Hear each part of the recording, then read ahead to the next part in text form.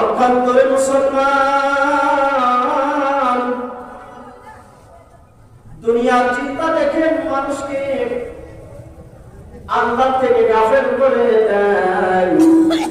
দুনিয়ার চিন্তা চেতনা মানুষকে আখিরাত থেকে গাফেল করে দেয়। দুনিয়ার চিন্তা চেতনা মানুষকে জান্নাত থেকে দূরে সরিয়ে দেয়। দুনিয়ার চিন্তা চেতনা রাসূলের মহব্বত থেকে দূরে সরিয়ে দেয়। দুনিয়ার চিন্তা চেতনা মানুষকে সগীরা গুনাহ কবিরা গুনাহ শিরক করতে, অন্যায় করতে, জিনা করতে, ব্যভিচার করতে উদ্বুদ্ধ করে মুসলমান। অকান্তরে আখিরাতের চিন্তা, একজন মানুষ যদি আখিরাতের চিন্তা করে, আমরা এখানে যিনারা উপস্থিত হয়েছে মুসলমান, একটু চোখটা বন্ধ করে দেখবেন, কবরের জগৎটা চিন্তা করবেন। চোখটা বন্ধ করে যদি আপনি জাহান্নামের কথা একটু চিন্তা করেন, চোখটা বন্ধ করে আপনার হাসরের মাঠে আমার আপনার অবস্থা কেমন হবে, এই চিন্তা যদি করেন, দেখবেন আমার আপনার অবস্থা, দিলের অবস্থা পরিবর্তন হয়ে যাবে। ও মুসলমান,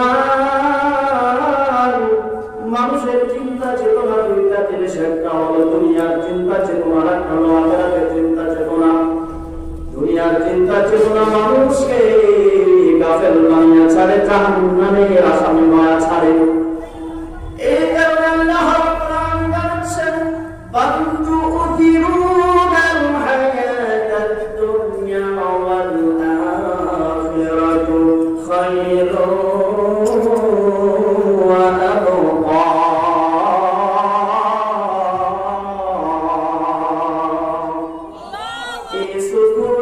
গোশে দিল বাগত শানুর, গোশে দিল বাগত শানুর, গোশে গুরু কি জানতা রদহি জসুর, গোশে গুরু কি জানতা রদহি জসুর, গোশে গুলবা জুমলা হালওয়া হামদামাস, গোশে গুলবা জুমলা হালওয়া হামদামাস, গোশে দিল মখসুস নসলে আদমাস, গোশে দিল মখসুস নসলে আদমাস। প্রিয় মুসলমান পরিচয় টুকরা ভাইরা আমার, আজকে প্রতিটি মানুষ, আমি হয় আপনি হোক, সমাজের প্রতিটা মানুষ, প্রতিটি মানুষের মস্তিষ্কের মেমরির মধ্যে চিন্তা চেতনা চলে এসেছে। যার টাকা আছে, যার পয়সা আছে, দুনিয়ার সুখ শান্তি তার কাছে আছে,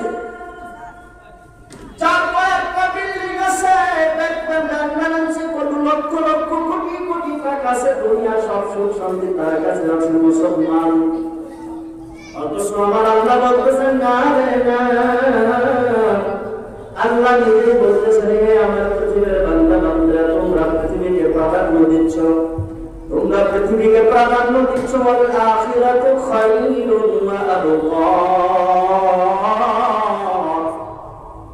আখিরাত তোমাদের সর্বোত্তম জায়গা এবং চিরস্থায়ী জায়গা। সুবহানাল্লাহ। এজন্য বলতেছিলাম মুসলমান, একটু দিলের কান দিয়ে শুনবেন। আখিরাতের চিন্তা চেতনা মানুষকে যদি কেউ সকাল সন্ধ্যা দুইবার ফজরের নামাজের পরে এবং রাতে ঘুমানোর সময় যখন মাথাটা বালিশে লাগাইবে, যদি একটু আখিরাতের কথা চিন্তা করে, যদি একটু কবরের জগতের চিন্তা করে মুসলমান, যদি এই চিন্তা করে মুসলমান, আমি একটা মাত্র বাপের একটা মাত্র সন্তান, আমার বাবা আমার আদর করে যত্ন করে, যদি আমি কোনো সময় আমার বাবার থেকে আধা ঘন্টা 1 ঘন্টা দূরে সরে যাই, আমার বাবা অস্থির হইয়া যায়। আর যদি ঠিক এই সময় আমার বাবা হয়ে যায়, একটি বাবা একটা মাত্র সন্তান, দুনিয়ার ভালোবাসা যার একটা মাত্র সন্তান আছে, ওই একটা মাত্র সন্তান বাবার চোখের আড়ালে যদি চলে যায়, বাবার খোঁজাখুঁজি শুরু করে দেয়, পাগল পানা হয়ে যায়, সন্তান কোথায় কোথায় গেল? আর সন্তান যদি ঠিকই করে শীতের মধ্যে মারা যায়, যে বাবা সন্তানের যত্ন এত পাগল করা ছিল, সন্তান 2-1 ঘন্টা চোখের আড়ালে চলে গেলে পাগল হয়ে যেত। আর সন্তান যদি মারা যায় কনকনে শীতের মধ্যে, বা যে বাবা এত আদর করতো, সন্তান মারা গেলে বাবা মানুষদেরকে বলবেন আমার আদরের সন্তান, আমার আদরের সন্তান মারা গেছে, ওই অন্ধকার কবরে আমার সন্তান যে সব থেকে পৃথিবীর মধ্যে যে দামে সয়দা করাইয়া তাকে কবর নিয়ে যাও। এই কথা কোন বাবা বলবে? বলেন, কোন বাবা বলবে না, কোন বাবা বলবে না। কবরটা অনেক অন্ধকারের জায়গা, অন্ধকারের ঘর। আমরা দুনিয়ার মধ্যে থাকা অবস্থায় এক দশক কম্বল ছাড়া বাঁচতে পারি না। আমার একটা মাত্র সন্তান মারা গেছে, তার কবরের মধ্যে দামি দামি ল্যাপ, দামি দামি কম্বল বিছায়া দাও, কোনো বাবা বলবে না। যদি কেন মুসলমান আখিরাতের কথা চিন্তা করে, আমি বলতে পারি আখিরাতের কথা চিন্তা করলে অবশ্যই তার জীবনের জিন্দেগি চলার ক্ষেত্রে বলার ক্ষেত্রে পরিবর্তন হয়ে যাবে। কারণ মুসলমান আখিরাতের কথা চিন্তা করলে আখিরাতের চিন্তা চেতনা একটা মানুষকে নামাজি হতে উদ্বুদ্ধ করে। আখিরাতের চিন্তা চেতনা মানুষকে নামাজি হতে উদ্বুদ্ধ করে, তাহাজ্জুদ পূজা হতে উদ্বুদ্ধ করে। মুসলমান আখিরাতের চিন্তা চেতনা একজন মানুষকে সে বেনামাজি ছিল নামাজি হতে উদ্বুদ্ধ করে। আখিরাতের চিন্তা চেতনা একজন মানুষকে গুনাহ ছাড়তে উদ্বুদ্ধ করে। আখিরাতের চিন্তা চেতনা মিথ্যা ছাড়তে তাকে উদ্বুদ্ধ করে। মুসলমান আখিরাতের চিন্তা চেতনা অশ্লীলের রাজ্য ফাহিশা কাজ থেকে মানুষকে উদ্বুদ্ধ করে বেঁচে থাকার জন্য, ঠিক কিনা? বেঁচে থাকতে পারেনি। আখিরাতের চিন্তা, দুনিয়ার চিন্তা আকাশ পাতাল পার্থক্য। দুনিয়ার চিন্তা চেতনা মানুষকে ঘুষ খাইতে শেখায়, ঠিক কিনা? সুদ খাইতে শেখায়। দুনিয়ার চিন্তা চেতনা মানুষকে সুদ খাইতে, ঘুষ খাইতে শেখায়। চোর হয়, বাটপার হয়। শিক্ষিত সমাজের এক শ্রেণীর লোক আছে যারা কলেজের খরচায় লক্ষ লক্ষ কোটি কোটি টাকা হাতিয়ে নিচে চিল্লায়, কোন ঠিক কিনা? আর আখিরাতের চিন্তা মানুষকে আল্লাহ মানুষকে নামাজ পড়ে। আল্লাহ রাব্বুল আলামিন বলতেছেন, ওয়া নাদাউল মাওয়াজিনাল কিসতা লিয়াউমিল কিয়ামাতি ফালা তুযলামু নাফসুন শাইআ ওয়া ইন কানা মিথqala হাব্বাতিন মিন খারদালিন আতাইনা বিহা ওয়া কাফা বিনা হাসিবিন।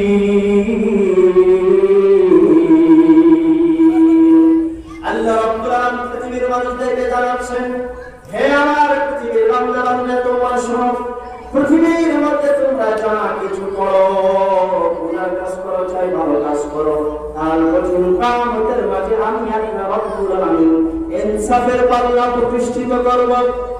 ইনসাফের পাল্লা প্রতিষ্ঠিত করব। দুনিয়ার মধ্যে তুমি চাই ভালো কাজ করো, খারাপ কাজ করো, আমি আল্লাহ রাব্বুল আলামিন কিয়ামতের মধ্যে তা অর্জন করব। কোন বান্দার সাথে জুলুম করা হবে না, অত্যাচার করা হবে না। ওয়ালা ইয়াযলিমু রাব্বুকা আহাদা। আল্লাহ তাআলা কারোর সাথে জুলুম করবেন না, অত্যাচার করবেন না। আমরা পৃথিবীর মধ্যে থাকা অবস্থায় যতটুকু ভালো কাজ করব অতটুকুই পাবো, এবং যতটুকু খারাপ কাজ করবো আল্লাহ তার প্রতিদান আমাদেরকে দিয়ে দিবেন।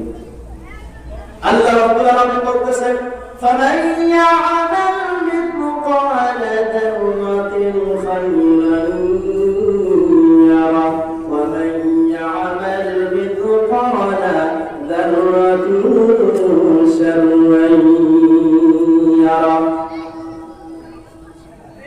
এজন্য পৃথিবীর মুসলমানগণ একটু গভীরভাবে লক্ষ্য করবে, আল্লাহ তাআলা পৃথিবীর মধ্যে আমাকে আপনাকে পাঠিয়েছেন কোন অনৈতিক কাজের জন্য পাঠাই নাই, বরঞ্চ আল্লাহ তাআলা পৃথিবীর মধ্যে পাঠিয়েছেন আল্লাহকে চিনার জন্য। দেখেন ঘটনা করলে আমি স্পষ্ট ক্লিয়ার বুঝে আসবেন। আখিরাতের চিন্তা চেতনা, আখিরাতের ভবিষ্যৎ, আখিরাতের গবেষণা মানুষকে আল্লাহ বানায়। মানুষকে জাহান্নাম থেকে বেঁচে জান্নাতি বানায়। হযরত মায়াস বিন মালিক রাদিয়াল্লাহু তাআলা একজন বিখ্যাত প্রসিদ্ধ সাহাবী ছিলেন। হযরত মায়াস বিন মালিক রাদিয়াল্লাহু তাআলা পরে একজন সাহাবীর তাসির সাথে অবৈধ সম্পর্কে জড়িয়ে পড়ে। কারণ মানুষ যখন গুনার জন্য ইচ্ছা পোষণ করে, কোন অন্যায় কাজ করতে ইচ্ছা পোষণ করে, শয়তান তখন তাদের কাছে চলে যায়। শয়তানের কাজ তাকে সুন্দর করে তুলে দেখেন। আমাদের সমাজে যারা সুদ খায়, যারা ঘুষ খায়, যারা সুদ খায়, তারা বলে আমরা তো সুদ খাই না, ইন্টারেস্ট ঠিক না বলে আমরা মানুষকে সাহায্য করছি, তার বিনিময়ে আমাকে 10 টাকা 20 টাকা লাভ দিচ্ছে, এটা কোনো সুদ না। কারণ হলো মানুষ যখন কোনো অন্যায় কাজ করে, গুনাহ করে, শয়তান ওই কাজটা তাদেরকে সৌন্দর্য বর্ধিত করে তোলে। মুসলমান হযরত মায়াস বিন মালিক রাদিয়াল্লাহু তাআলা একজন সাহাবীর দাসীর সাথে প্রেমে জড়িয়ে পড়লেন। কয়েকদিন যেতে যেতে সাহাবী নির্জন জায়গায় অবতরণ করলেন। শয়তান এখন পর্যন্ত তাদের কাছ থেকে সরে নাই। নির্জন স্থান অবতরণ করার পরে হযরত মায়াস রাদিয়াল্লাহু তাআলা ওই সাহাবী দাসের সাথে অবৈধ সম্পর্ক স্থাপন করে জিনা করে ফেললেন।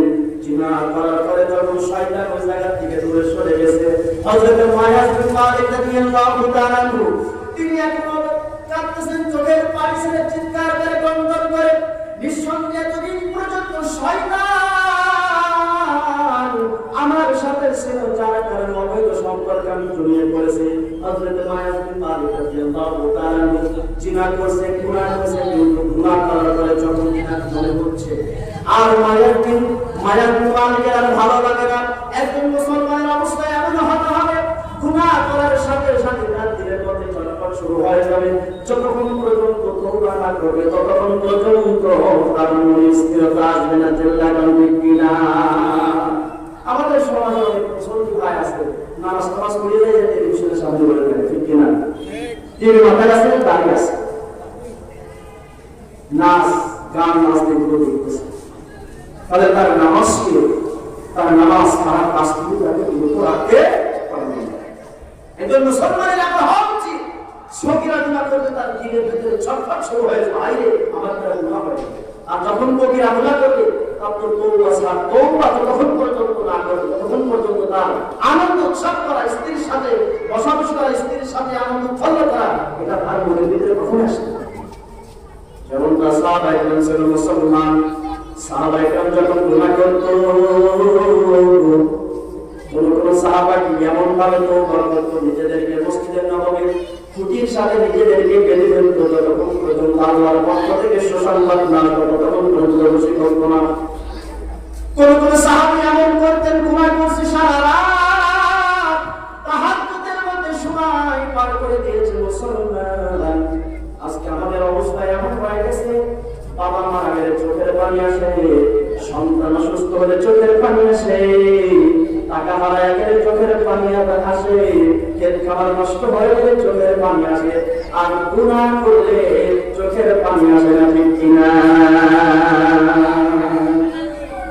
হযরত মায়াস রাদিয়াল্লাহু তাআলা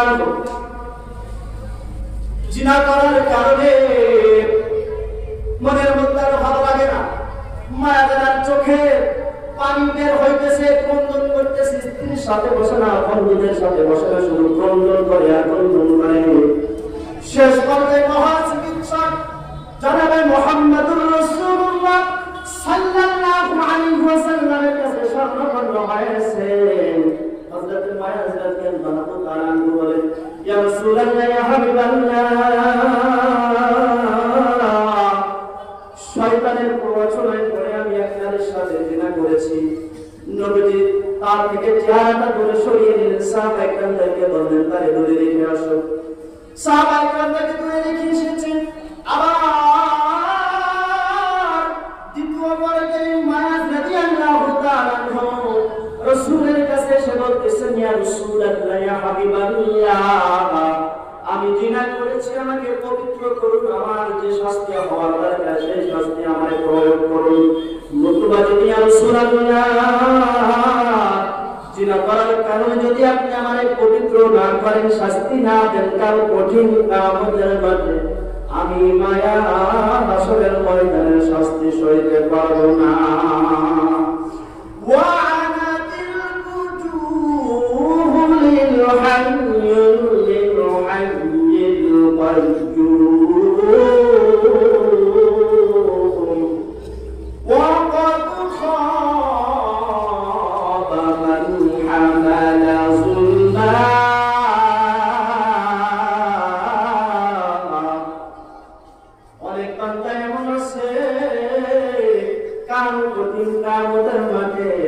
আল্লাহ রাব্বুল আলামিনের সামনে দুনিয়ার লোকে সে সম্মানিত ছিল, ছিল এলাকার মেম্বার, ছিল একটা ইউনিয়নের চেয়ারম্যান, একটা থানার সাহেব, কত সম্মান করতো। আগে মানুষ থাকতো, পিছিয়ে মানুষ থাকতো, পাহাড়াদার থাকতো, মানুষের সম্মান ছিল, মানুষ তারে সম্মান করতো।